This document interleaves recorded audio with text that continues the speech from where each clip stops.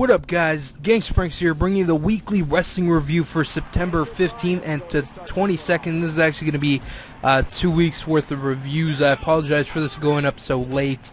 This is actually going to be the 2 weeks that happened previously. The results that happened last week will be going up tomorrow. I already got everything situated. I just need to record it, and it's all good. I was thinking about making this, 3 weeks of review in one, but I think that would have just been too much stuff in one video, so I'm making it, two videos. So that's what I'm gonna do. So on this weekly wrestling review, we're gonna have reviews for TNA, No Surrender. We're gonna blanking right now. Okay, results for No Way Surrender. 2 weeks of Raw, 2 weeks of Smackdown, NXT, Impact, Ring of Honor. Results for Night of Champions, and some wrestling news. That's about it. So let's quickly go through the previous week, the week for September 15th. So we're going to start with No Surrender. So first, it was a pretty good pay-per-view, better than I thought it was going to be, which is good, because I like it when TNA proves me wrong. So let's quickly go through. First match, we got Samoa Joe versus Jeff Hardy. Good match. Hardy wins. Next, we got James Storm versus Bully Ray. This was also a good match. Bully Ray wins after Robert Roode makes his return and bashes Storm in the head with a beer bottle. Next, we got Tara versus Brooke Tessmacher for the Knockouts title. Pretty good match. Tessmacher wins. Next, we have Austin Aries comes out and calls out a member of Aces and Eights. That person comes out. They brawl for a little bit until more Aces and Eights come out and attack Aries. TNA guys come out and they beat up the Aces and just turned into a huge brawl. It ended with the Aces and Eights actually taking out Hardy. Jeff Hardy came out for the brawl and they singled him out and beat the shit out of him. And that will actually go into the main event. So next we got Zema Ion versus Sanjay Dutt for the X Division title. Good match. Zema Ion wins. Next we have RVD versus Magnus. Pretty good match. RVD wins. Kind of shocked me here because at least to me, it seemed like they were building towards Magnus versus Samoa Joe at Bound for Glory, and then I thought Magnus was gonna beat RVD and then kind of have that momentum to go into Bound for Glory and face Samoa Joe, but RVD ended up picking the win. I don't know what RVD is gonna end up doing at Bound for Glory, if at all he's gonna appear, but we'll have to wait and see. Next we had Kazarian and Christopher Daniels taking on AJ Styles and Kurt Angle in a tag team title match. Really good match. Kazarian and Daniels win. This was probably match for the night. They had a great match at Slammiversary. I really like all four of these guys. I think they can deliver, and they really did. They showed up, and it was a great match. So definitely check out this tag team title match. And in the main event, we have Bully Ray comes out to face Jeff Hardy, but, Hardy was injured after the Aces and Eights attack. Hogan comes out and says he thinks Bully is with the Aces and Eights, and Bully says he's not. Hogan says if Bully is telling the truth, they will wait for Impact to have the match. Obviously, they didn't do that, because if they didn't have the match on the pay-per-view, you know how many people would have fucking complained? That would have been so dumb on their part, but and then they ended up having the match. So it was Hardy and Bully Ray. Good match. Hardy wins and is going to Bound for Glory to face Austin Aries for the world title. And it should be a good match. So I can't wait for Bound for Glory. The main event is set, along with a few other matches. We will get through those as we go through the shows. So next we have Raw. This was actually the show that Jerry Lawler had a heart attack on.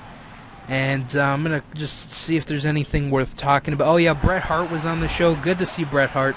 I like the opening segment for this show with CM Punk, Bret Hart, and was John Cena? No, John Cena was involved in the last thing. The Bret Hart and CM Punk back and forth, I thought it was really good. Great way to start the show. They had a good interaction. And, like I said, good way to start the show. What else? So during the Daniel Bryan and Kane match, Daniel Bryan and Kane versus the Primetime Players, it was a good match. During the match, Jerry Lawler actually suffered a heart attack and we'll talk about it more in the news section. But like, it was like really scary. Like, I didn't watch it live, and I'm kind of glad I didn't, just because that would have been like so freaky. Like, I would have missed it. Like, you didn't really notice it. I was dead-eyed. Like, I'm like, okay, when does Jerry Lawler have this heart attack? Because I wanted to see like how they handled the situation with the cameras and stuff. What was the crowd like? How did what I read was Michael Cole, he handled it. You know, he took care of Jerry Lawler, and he still kept calling the match. Like, you know, first I want to say Michael Cole did an amazing job staying cool, calm, and collected during this. He did a great fucking job. You know, his friend passed out, heart attack, right beside him. He muted the headset. He actually did an interview with Fox News. I watched it, and I just had a whole new respect for him. So he muted the mic, you know, so they wouldn't hear and stuff. And, you know, I think he called for the EMTs. They came down, and he had to still call the match as his friend was having a heart attack and having, you know, them try and resuscitate him. Like, would you be able to do that? Like, Michael Cole, like, yo, I have so much more respect for him now after doing that. Because, you know, if I was in his shoes, I would probably be like, what the fuck? Like, stunned like a deer in the headlights. I wouldn't know what to do. But, you know, he handled it perfectly. Like, and it must have been hard. Like, your friend's there lying on the floor dying, and you have to call this a wrestling match. And it was just really disturbing. It was really disturbing. You know, throughout the night, they gave updates. They actually cut off the commentary. You know, they're like, out of respect for Jerry Lawler, we're not going to have commentary. But they did have updates, which was cool, to kind of let the fans know, like, you know, this isn't part of the show. This is actually really happening right now. He did have a heart attack, and he could possibly die. He didn't end up dying, which is great news. But there was that chance of he could have died on live TV, and that would have been. I'm thinking Owen Hart, but I remember there was a Japanese wrestler who also died in the ring. There's actually been a couple live deaths, which is it's very unfortunate. And he actually wrestled earlier on in the nights. I actually skipped over that match, but he actually wrestled, and then he came back to commentary and had the heart attack, which. It was terrifying. Like, listening to it, you could hear, like, the heavy breathing, like, and he was, like, kind of snorting, whatever, like, having the heart attack and stuff, and it was, like, it was creepy, and, you know, you see the primetime players, like Darren Young, Titus O'Neil, Daniel Bryan, Kane, they're you could see Kane, he was peeking over, he was, like, holy shit, what the fuck happened, like, everyone was just concerned, and, they handled it very well, and, yeah, we'll talk more about this, and, you know, what could have happened, and all those kind of stuff, and how he's doing now. So we'll talk about that during the wrestling news section, and that'll be on later in the show. So stay tuned for that. Is there anything else to talk about? Oh, one thing I would have liked on this show is I would have liked to seen Tyson Kidd and CM Punk in a one-on-one match. You know, they had the earlier interaction. You know, Bret Hart is like, you know, Bret and CM Punk, they had their words back and forth, and what I would have liked to seen is, like, you know, I might not be able to rescue Punk, but I know someone who can, and is a great wrestling talent, and I actually trained him, and then bam, Tyson Kidd comes out, and they have, like, a 10-minute match. I thought that would have been great. They didn't end up doing that. They had Tyson Kidd take on Alberto Del Rio, and that was, like, a 2-second match, and Del Rio won. I thought they could have, like, they could have done something with Tyson Kidd. They could have had a little match with him and Punk. They didn't end up doing that. I thought that was a wasted opportunity. Because, you know, Tyson Kidd is a great wrestler. And I think he could have really, like, elevated himself by having a match with Punk. Even if he was going to lose, he was in a match with the WWE champion. That would fucking, his value would go up so much. But, you know, whatever. I don't make the matches, so. Is there anything else left to talk about on this show? No. Okay, so that was it for the Raw. NXT. It was okay. Good main event, Tyson Kidd and Michael McGillicuddy. I don't know if Michael McGillicuddy is now the #1 contender, but it was a solid match. Next we have not NXT, Impact. Anything to talk about?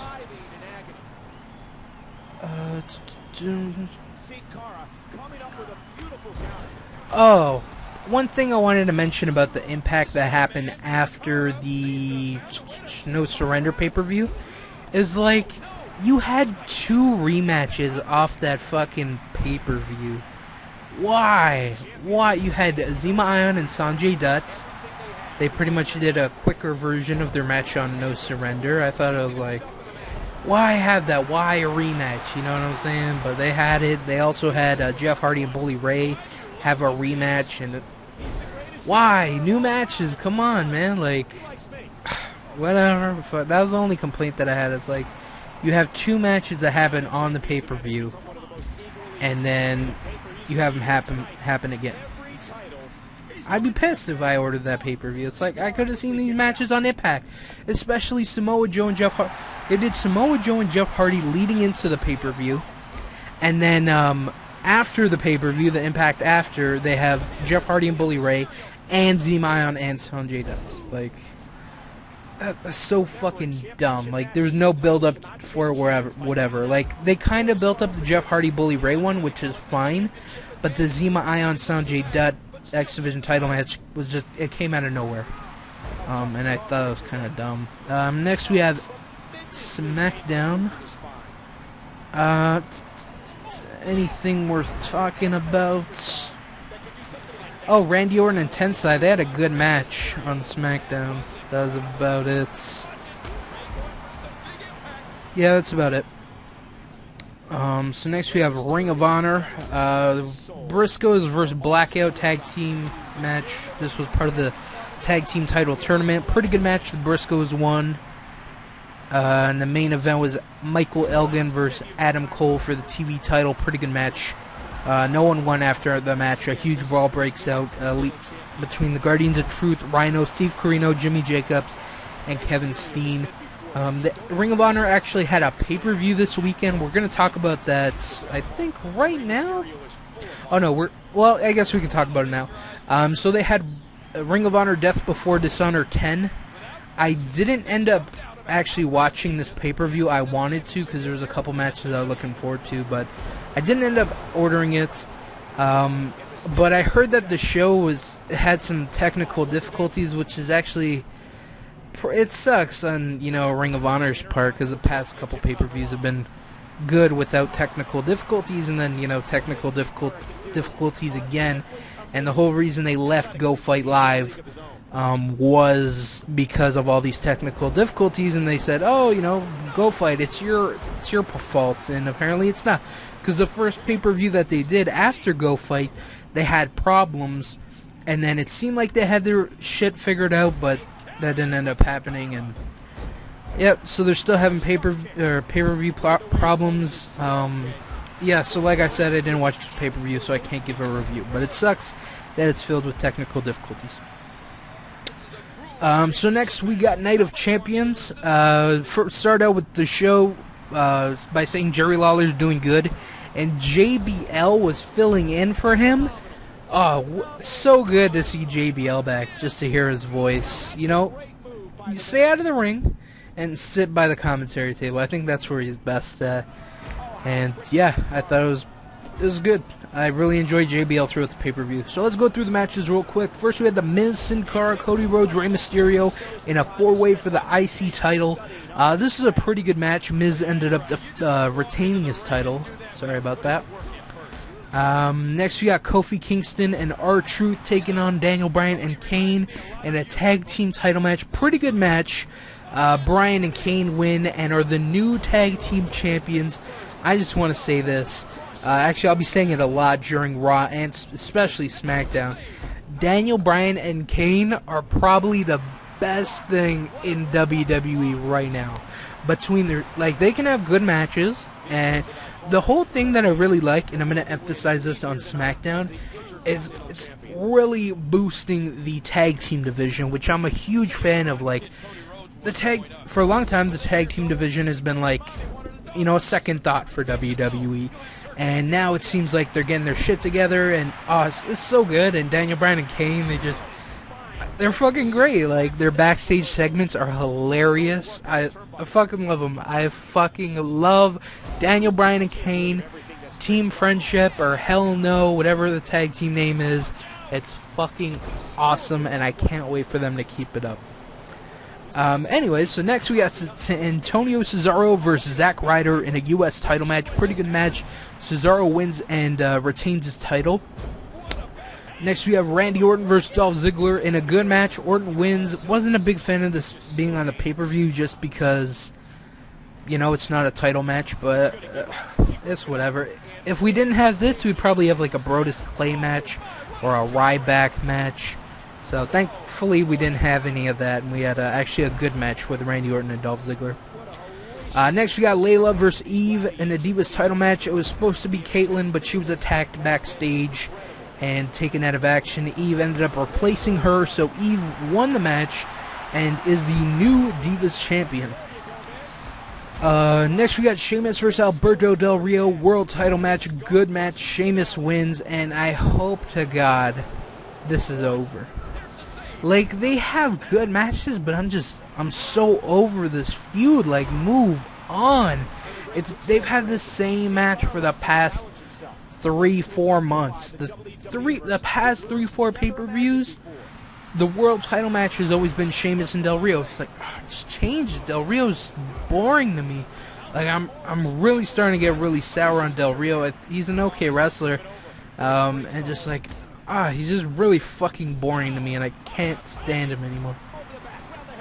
So yeah. So next we got, and last but not least, we got CM Punk versus John Cena WWE title match.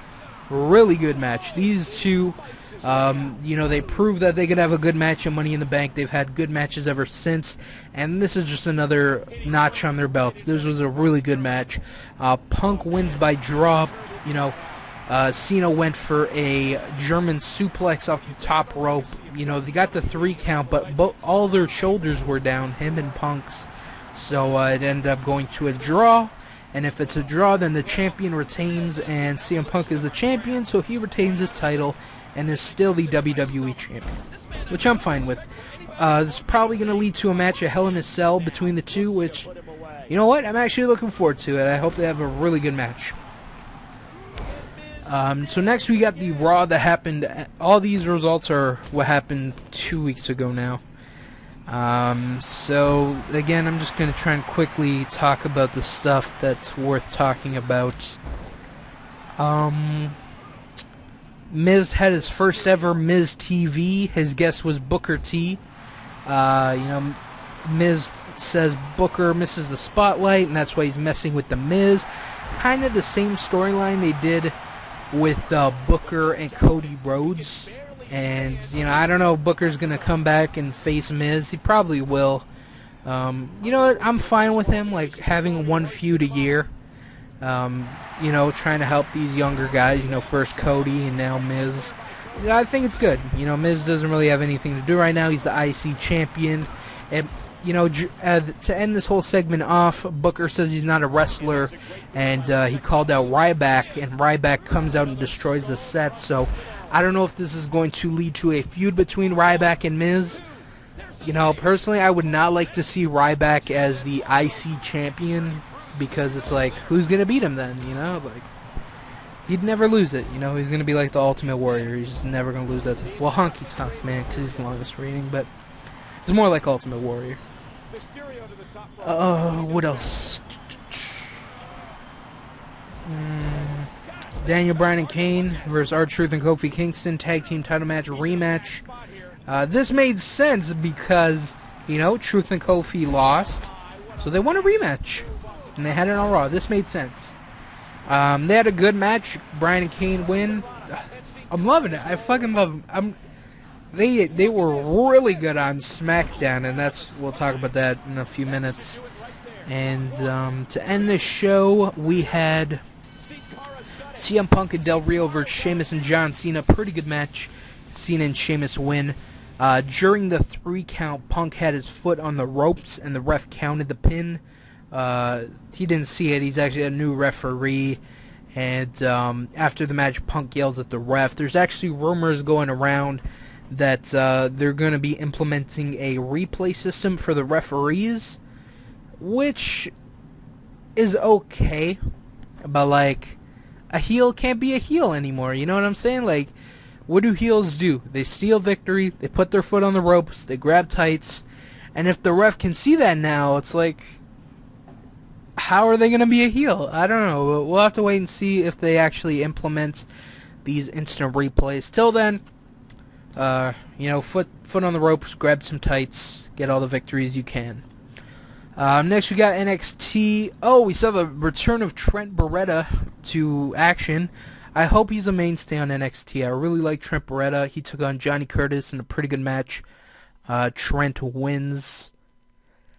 Is there anything else? A main event with Seth Rollins versus Rick Victor. Pretty good match. Rollins wins. Next we got Impacts. Starts out with AJ Styles and Kurt Angle versus Chavo and Hernandez. This was a good match to start out the show. No one wins after Daniels and Kazarian come out and attack Styles and Chavo. After the match, Hogan says it will be a three-way at Bound for Glory. So it's going to be Angle and Styles versus Chavo and Hernandez versus Kazarian and Daniels in a three-way for the tag team titles. This should be a really good match. I'm looking forward to this. But the tag team match they had on Impact was good. I enjoyed it. Great way to start the show. Next we got the next gut check opponent. It was Evan Markopoulos taking on Doug Williams. It was an okay match. Williams beat the shit out of him, and he ended up winning the match. You gotta have a couple of set participants for these guys. I think guys like Kid Cash, Doug Williams. Who else? I'm trying to think of a face.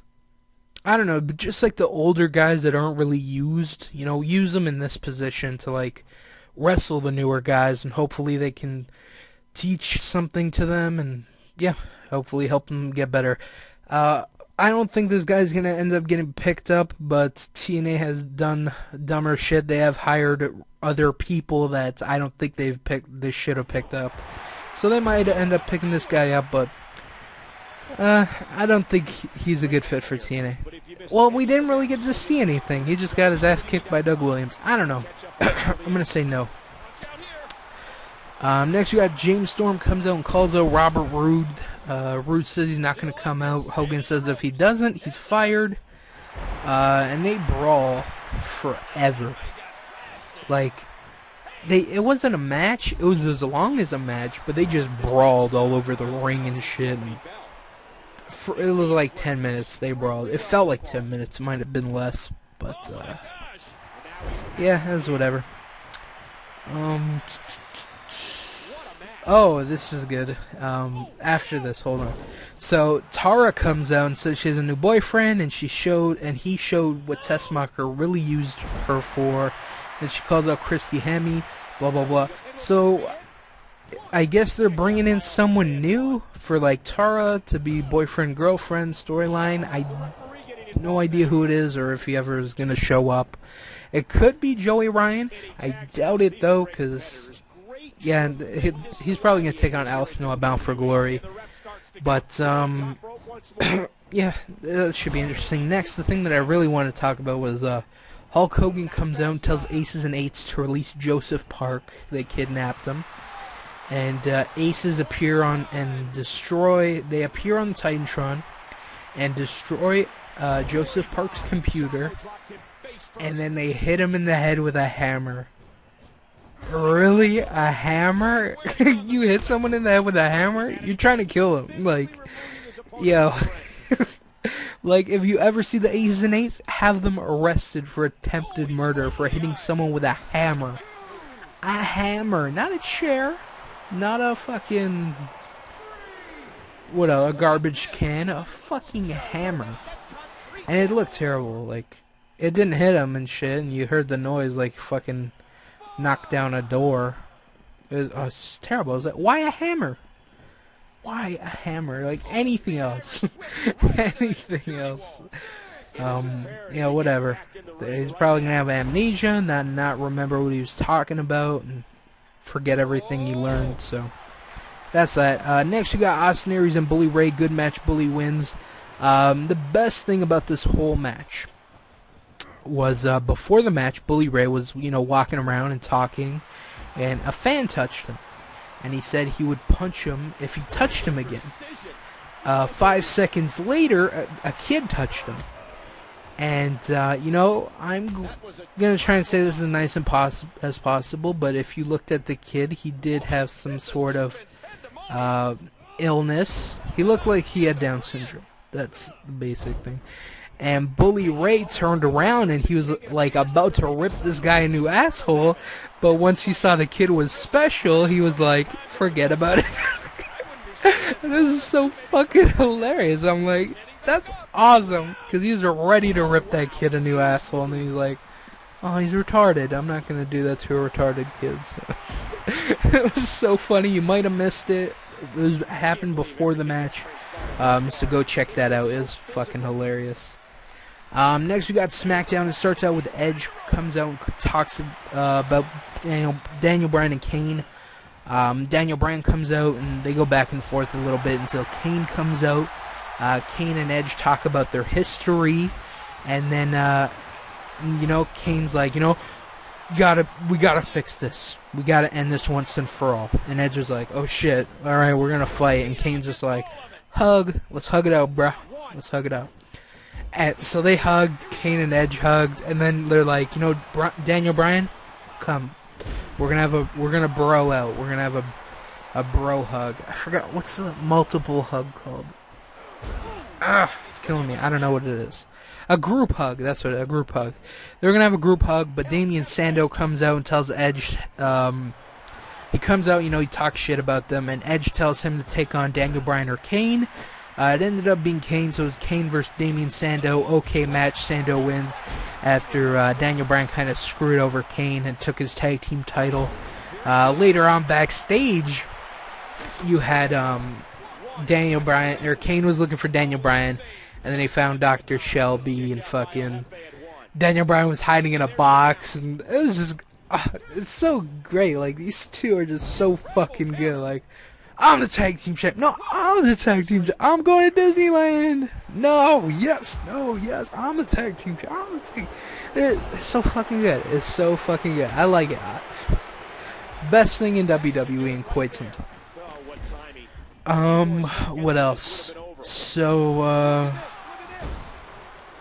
later on, Daniel Bryan had a match with Cody Rhodes. Kane ended up fucking over Daniel Bryan. And, so yeah, that was that. Next we have Brodus Clay versus Heath Slater. Raw match. Brodus wins by DQ after Jinder Mahal, Drew McIntyre come out and attack Brodus Clay. So now we have this faction of Heath Slater, Jinder Mahal, and Drew McIntyre. I don't know their intentions. I haven't followed up since watching the SmackDown. But, yeah, I like it. It's a way for these guys who have not been used for some time. And, hopefully they can make some sort of impact together. So, hopefully it works out. Maybe add some other people, someone like a Tyson Kidd, a Michael McGillicuddy. Yeah, that sort of thing. So I think they should add some more people. Next we got Santino Marella versus Antonio Cesaro. Blah match. Santino wins. After the match, Cesaro dumps Oksana. And in the main event, we have Daniel Bryan and Kane versus Damien Sandow and Cody Rhodes. So Kane faced Sandow, and he lost. And Kane lost. Daniel Bryan faced Cody Rhodes, and Cody won. And Damien Sandow and Cody Rhodes, they're laughing it up like, oh, they can't get along, but they're the tag team champions. And, Daniel Bryan and Kane, they might hate each other, but together, they're a fucking hell of a team. So they had a pretty good match. Daniel Bryan and Kane win by DQ. This was actually a tag team lumberjack match, and they had other tag teams around the ring, like the Primetime Players, the Usos, Justin Gabriel, and Tyson Kidd, and they were around the ring. And Kane and Daniel Bryan win by DQ after Cody attacks Kane with a chair. After the match, Daniel Bryan and Kane beat down Sandow with a chair. They beat the fuck out of him. They took turns. Daniel Bryan would hit him. Kane would hit him even harder. Daniel Bryan would try and hit him harder, and then Kane would hit him. Oh, it's just awesome. And then after that, they tried to take on the other tag teams. They just beat the shit out of everybody. And in my opinion, this was a great way to end the show. Like, the whole Daniel Bryan and Kane thing, it's very entertaining. And them beating up all the tag teams just shows, like, hopefully they're going to be focusing on tag teams more, which would be awesome. I know they're going to have a tag team tournament soon. I think it's this or next. I don't know. It's coming up. That's all you need to know. And Damian Sandow and Cody Rhodes, I think they'd make a good tag team. Personally, I think Miz and Cody are better for a tag team, but whatever. So yeah, Daniel Bryan and Kane, interesting. The greatest thing in WWE right now. And hopefully this revitalizes the tag team division. Maybe we might even see the Ascension come up. I'm just really excited. Tag team wrestling, it seems to be a priority on WWE's list. I know it was reported that a couple weeks ago that Triple H is going to be in power now. You know, Vince is getting older. He's going to start stepping down, which means Triple H, who kind of retired from in-ring action, is going to be doing the more behind-the-scenes things. And one of the things on his to-do list is, there's two things on his to-do list. One is to make tag team wrestling more of a priority, and the second was to kind of not do so much women's wrestling, which I'm fine. I'm fine with that. I really like tag team wrestling. Hopefully they like it too and start prioritizing it. And you know, I could do with less women's wrestling. So, and especially, we're going to talk about this in the news section actually right now, but the women's division in WWE just hit a fucking road stop. Like, it's probably going to, it came to a halt, and it's only going to get worse. So let's talk about the news. So first, real quick, according to several reports online, Beth Phoenix has given her notice to WWE that she'll be leaving the company. Beth Phoenix's contract is up at the end of the month. You know, this is actually one of the things that I was talking about. The other one was, we're not going to talk about it now. We're actually going to talk about it on the next weekly wrestling review, which should be out tomorrow. And, so Beth Phoenix is leaving.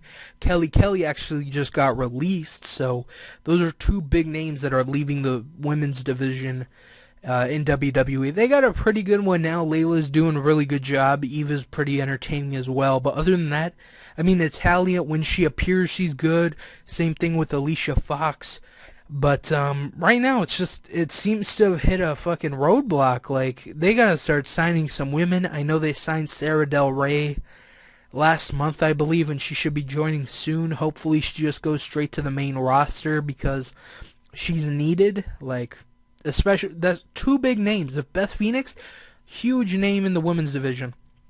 Probably the best women's wrestler out there, along with Natalya. And this is actually a big hit for the women's division. Hopefully Natalya and Alicia Fox start to get used a little bit more.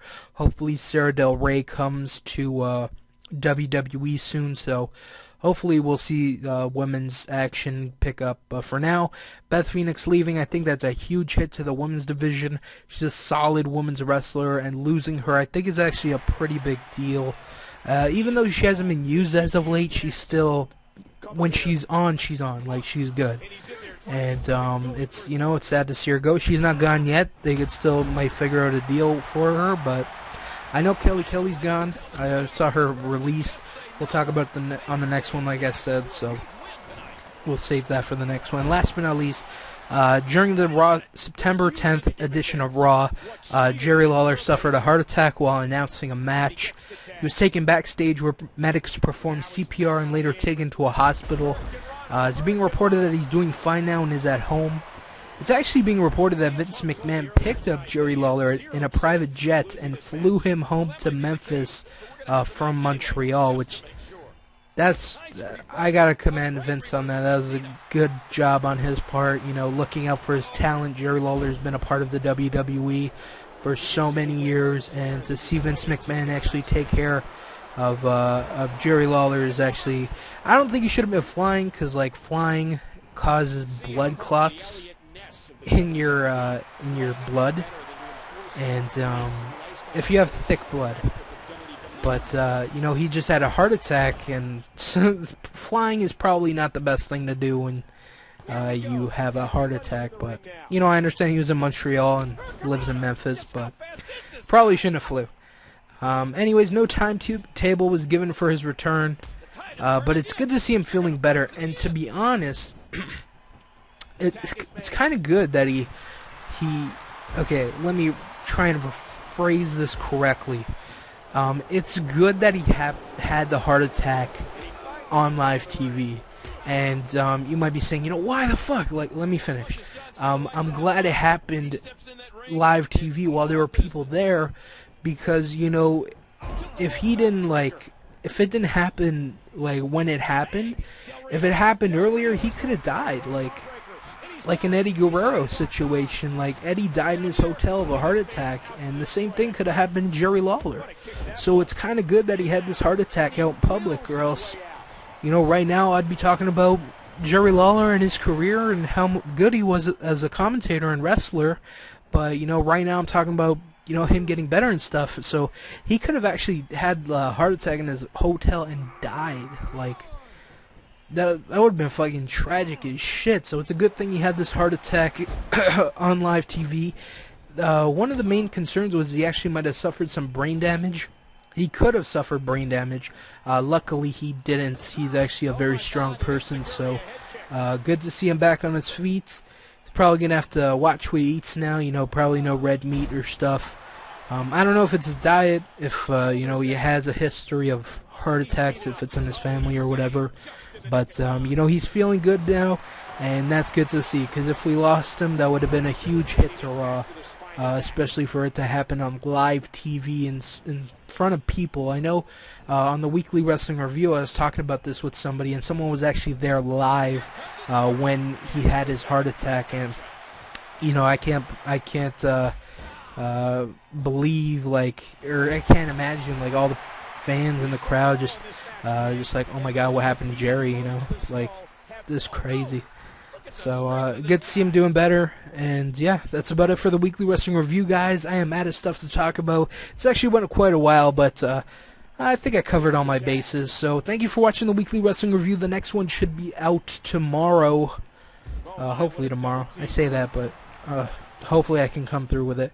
Anyways, those will be the results of last week, which will be Raw, SmackDown, Impact, Ring of Honor, and NXT, along with some wrestling news. We'll talk about why did Kelly get fired, and I think that's the biggest wrestling story that happened that week. So look forward to that. I'm hoping for tomorrow, but you know, things change and happen. So I'm gonna try and get it out as soon as possible. Just take my word for it. So again, I want to thank you guys for watching. Hope you guys enjoyed the show. And yeah, so that's it, guys. Peace out. 1, 2, 3. Punk did it. Punk got a huge